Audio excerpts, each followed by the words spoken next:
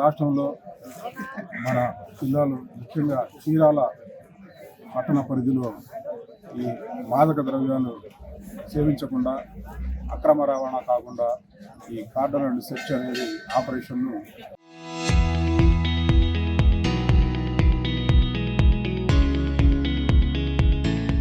బాపట్ల జిల్లా SP Shri P Umamaheshwar IPS గారి ఉత్తర్వుల మేరకు ఈరోజు చేపట్టడం జరిగింది.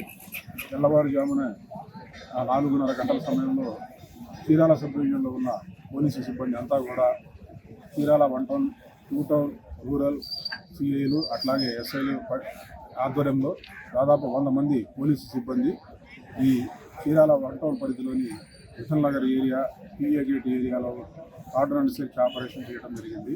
దీంట్లో భాగంగా గంజాయి కోసం, నాటుసారా కోసం, మిస్సింగ్ పర్సన్స్ ఎవరైనా ఉంటే వాళ్ళ కోసం రౌడీ షీటర్ల తనిఖీ అలాంటివి చేయడం జరిగింది.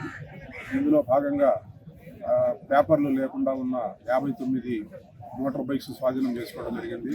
అట్లాగే 9 ఆటోలను కూడా స్వాధీనం చేసుకోవడం జరిగింది. వీటిని విచారించి వాటి యొక్క రికార్డ్స్ అన్ని విచారించి తదుపరి చర్యలు చేపడతాము. ప్రజానీకానికి విజ్ఞప్తి ఏంటంటే ఎవరు కూడా ఈ మాదక ద్రవ్యాలు కానీ గంజా కానీ అలాంటివి ఏదైనా ఇన్ఫర్మేషన్ ఉంటే మాకు తెలియజేస్తే మేము తగిన చర్యలు తీసుకుంటాము.